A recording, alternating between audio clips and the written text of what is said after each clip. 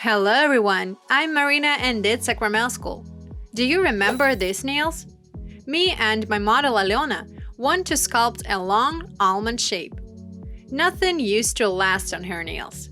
Her previous coating peeled off. We had to strengthen her nail plate a couple of times, sealing the ends. In this video, you will see how those nails lasted, and we will do an almond shape. Let's get into it! Here are the nails. They are more than a month old. They have grown and a matte top coat has peeled off in some areas, so the nails look glossy. There are also a few chips on the ring and thumbnails, but Aliona says that it happened today. We can see that the coating lasted well on the inside. Some of the nails curl a bit and don't hold the coating, and today we will strengthen them with gel. These nails are long, so a hard material will hold them way better. This time the coating lasted better. There are fewer liftings, but still some along the sides of the cuticle line. My model should have come to do a correction earlier, as I've told her. Make sure to remove all the liftings to prevent new ones. Previously, we did a correction with a milky base coat. That's why the coating is whitish. I applied it over a clear base coat, which I think works the best for my model. Make sure to keep a card with a list of all the materials you use on individual clients. Mark which base coat lasts the best and work with it. So I always recommend having a few various base coats. We will do an E-file manicure. I will lift up the cuticle using a red butt drill bit 0.25 in diameter, since my model's cuticle is pretty thin. I've already used this manicure technique on her, and it worked nicely. Since when I did her a combined manicure, the cuticle grew faster. It's not that noticeable after the E-file manicure.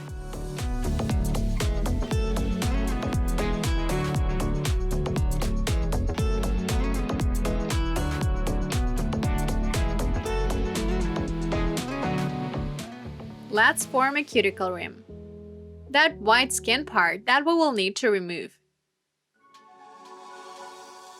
Now I need to mat the surface using a 180 grit nail file, and not a buffer. To lift up the nail scales, remove all the liftings and smooth out the surface. Only after that, I can cut off the cuticle using a rounded cylinder diamond drill bit.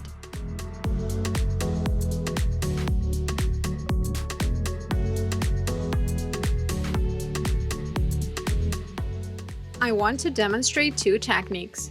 The first one is working over dry skin, and the second one is working over wet skin.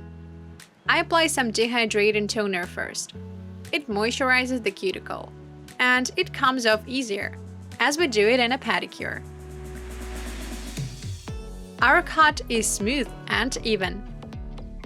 Of course, this technique is not universal, and we should use different methods on different cuticle types. Done with the manicure. Now I remove all the dust, since it can lead to liftings. I clean out the side sinuses and under the cuticle.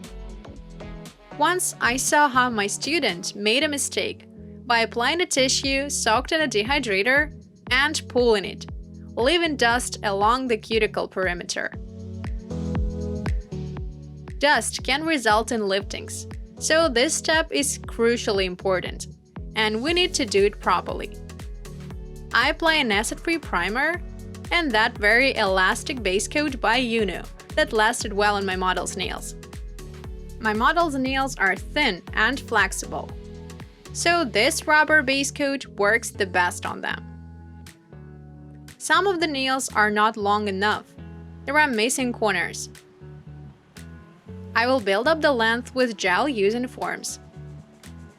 I set them up. there is no need to cut them. Just make sure that there is no gap on the free edge.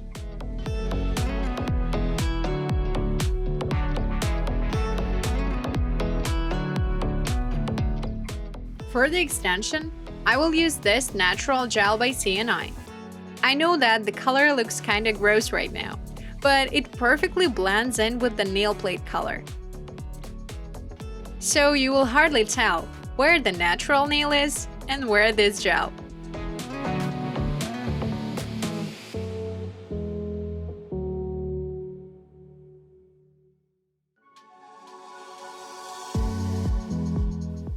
So if your client wants natural look and coverage, you can use this shade. Sand into the lamp to cure. Remove the form and set it up on the next nail. That's the main plus of plastic forms, since we can use them on a few nails. I make cuts for the lateral folds so that they couldn't get in the way. I build up the missing corner. I could have used acrygel and build it up without using the form, but I wanted to show you different techniques.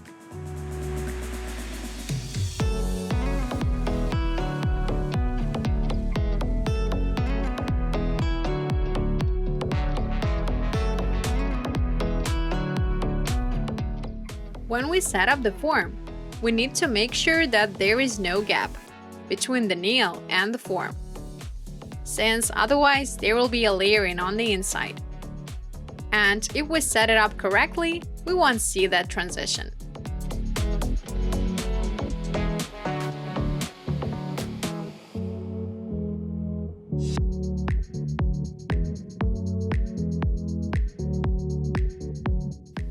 As you can see, this gel looks really natural.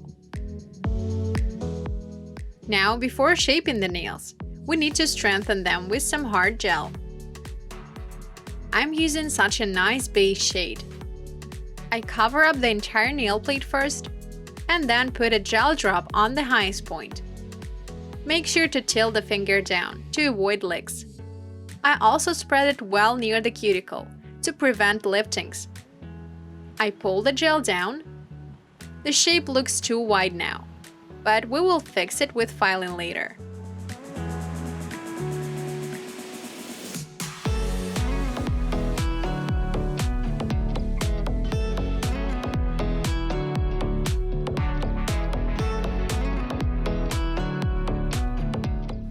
I line the surface, turn the hand over, and send it to cure. We will still have to file the shape and the surface a bit, and since we want to touch up the cuticle zone, we need to lay it out carefully. We can also use a thin brush there. I'm using a paddle brush. It's very convenient. It opens up to cover up the nail plate and forms a sharp tip to align it.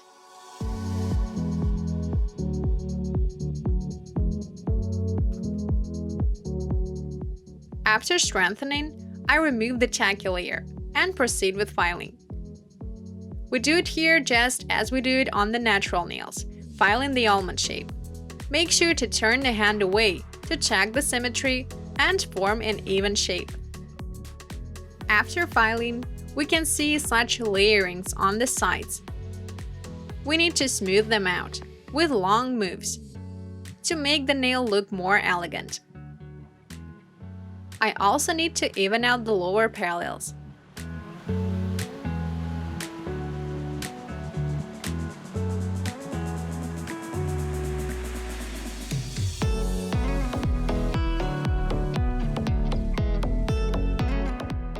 I can see a lick on one of the nails. I might have missed it, or it might have appeared during the polymerization. And to file it out, I will use the same drill bit I used to remove the coating and gently file it off. After shaping, I turn the hand over and file out the natural nail on the tip, again to avoid liftings. This way the nail gets sealed. We can also apply a base or top coat from the inside. I wipe off the dust and proceed with the design. It will be a textured one. I apply a few matching gel polish shades on the palette and mix them using a plastic stick.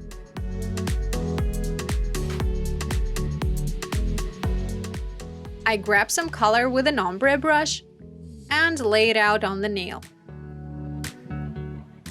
It looks like a side French.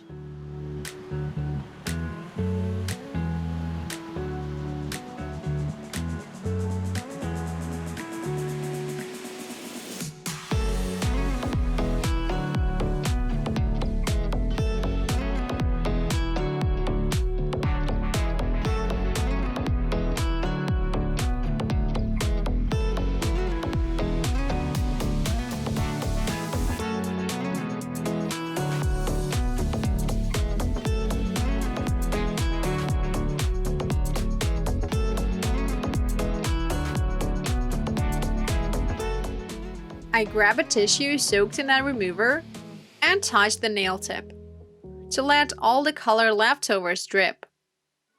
If the layer is too thick, it won't get cured well during the polymerization and will chip. All cured.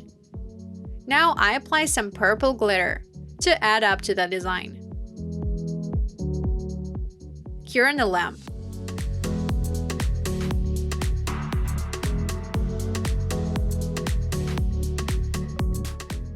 I also want to add a few black and gold sliders.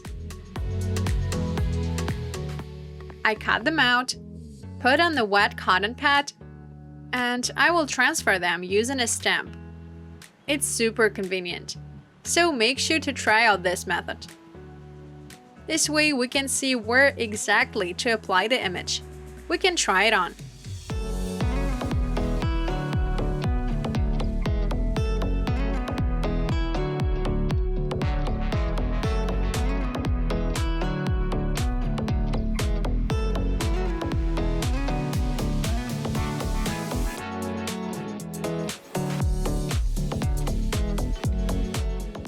I covered it up with a medium layer of a top coat. I turn the nail over to align it, since there's a thicker layer on the free edge. I need to smooth out the transition.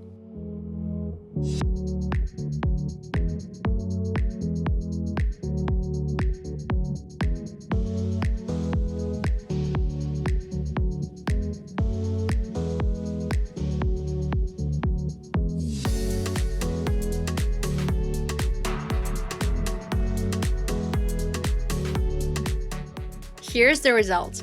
Me and my model Aliona are absolutely delighted that we have finally managed to grow out long nails, find a proper base coat, and shape almonds. Make sure to try out new strengthening and repair techniques on your clients. Use various base coats and find the one that will last long.